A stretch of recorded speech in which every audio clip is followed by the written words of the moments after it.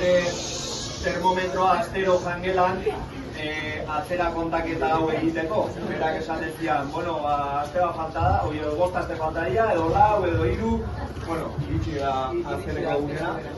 Eta gaur ez da bakarrik ikasleen azkeneko eguna, gaur gurean ere, bueno, Aloñaren eta Lauraren azkeneko eguna da.